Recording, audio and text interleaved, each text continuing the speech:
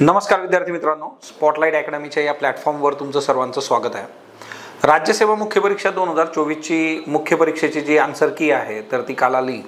ते आल्यानंतर बरेचसे फोन कॉल्स किंवा बऱ्याचशा विद्यार्थ्यांना सकाळपासून भेटून झालेलं आहे। मुळात ज्यांचा स्कोर खूप चांगला आहे समजा, मग त्या केसमध्ये त्यांनी इंटरव्ह्यूची तयारी करणं अपेक्षित आहे।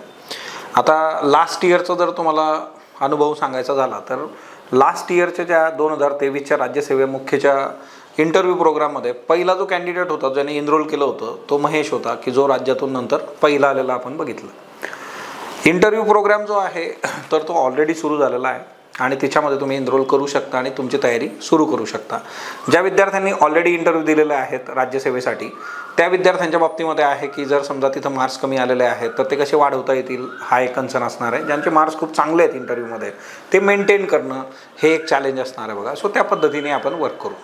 आता दुसरा मुद्दा जो आहे की बऱ्याचशा विद्यार्थ्यांच्या बाबतीमध्ये स्कोर कमी आलेला आहे किंवा तो स्कोर असा आहे की आपल्याला इंटरव्ह्यूचा कॉल तर येणार आहे पण तो आश्वासक नाही आहे। मग या केसमध्ये एक गोष्ट अशी असते की जर आपल्याला इंटरव्ह्यूचा कॉल येणार आहे आपल्याला कळत आहे तर मग त्या केसमध्ये इंटरव्ह्यूमध्ये मॅक्झिमम मार्क्स आपण कसे घेणार आहोत हा एक मुद्दा असेल। किंवा याच्यामध्ये डिस्क्रिप्टिव्हचा जो पेपर आहे आपला 100 गुणांचा मराठी इंग्रजीचा त्याचा रोल पण मेजर असणार आहे, हे विसरून चालत नाही।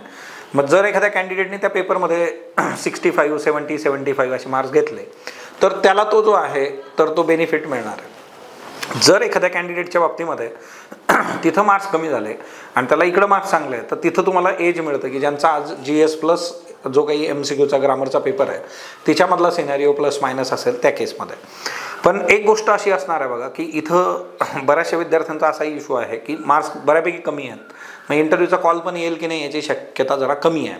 अशा वेळेस जर तुम्ही मुख्य परीक्षेला असाल कंबाईनच्या तर त्या मुख्य परीक्षेवर तुम्ही फोकस केलं पाहिजे। आता हे थोडंसं अवघड असतं कारण नॅचरली आता निकाल आलेला आहे आणि तो निकाल आल्यानंतर लगेचच्या लगेच जे आहे की तुम्हाला परत मुख्य परीक्षेकडे जाणं, तर त्या कंबाईन मुख्य परीक्षेसाठी पण एक मेजर कन्सर्न असेल मराठी इंग्रजीचा जो पेपर आहे आपला ग्रामरवाला, तर त्याच्यावर तुम्ही काम करा। इकडचा राज्यसेवेचा जो पेपर असेल त्याच्यात जर तुम्हाला खूप कमी मार्क्स आले असतील किंवा त्याच्यामध्ये अपेक्षित मार्क्स नाही आहे तर तिथं काय चुका झालेल्या आहेत त्या चुका तुम्ही बघा आणि त्याच्यानुसार तुम्ही कंबाईनचा पेपर जो आहे मुख्य परीक्षेचा तो द्या। ती संधी आपण जे आहे आपल्या हातून घालवता कामा नये हे प्रत्येकाने लक्षात ठेवा। बघा स्पर्धा परीक्षेमध्ये हाय आणि लो ह्या दोन गोष्टी ज्या आहेत तर त्या खूप कॉमन आहेत। आता ही एक परीक्षा आपल्या हातातून गेलेली आहे म्हटल्यानंतर सगळं संपतं असं नक्कीच राहत नाही किंवा एखाद्याला वाटतंय की हां आता सगळं बरोबर होऊन जाईल तर तसंही नसतं। कदाचित उद्या डिस्क्रिप्टिव्हचे मार्क्स किंवा इंटरव्ह्यूचे मार्क्स याच्यामध्ये काही गडबड होऊ शकते। त्याच्यामुळे शेवटच्या क्षणापर्यंत आपण सतर्क राहणं आणि आपला 100% आपण प्रत्येक स्टेजवर देणं हे एक फार बेसिक आहे।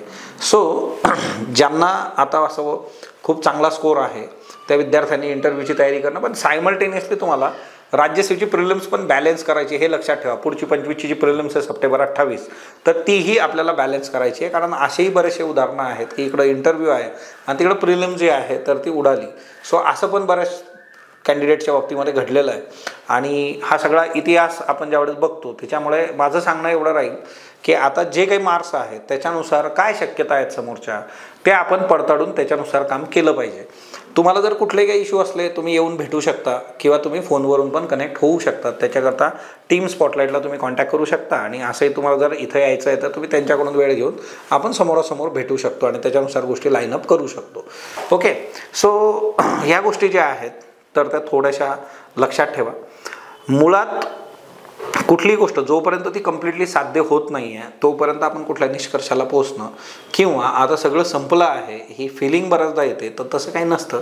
ह्या लाईफमधले हाय आणि लो जे आहेत तर ते असतात, ते स्पर्धा परीक्षेतले पण आहेत। सो ते समजून आपण जे आहे प्रॉपरली वाईजली स्टेप जर टाकल्या तर गोष्टी आपल्या हाताला लागू शकतात। सो सर्वांसाठी एवढं असेल की कालचे जो काही निकाल आहे त्याच्यानुसार जे आहे प्रॉपर प्लॅनिंग करून आपण गोष्टी करूयात आणि त्यासाठी जर तुम्हाला कुठलीही मदत हवी असेल किंवा कुठले काही इश्यू असतील तर ते आपण नक्कीच सॉर्ट आउट करूया। So thank you all of you, धन्यवाद।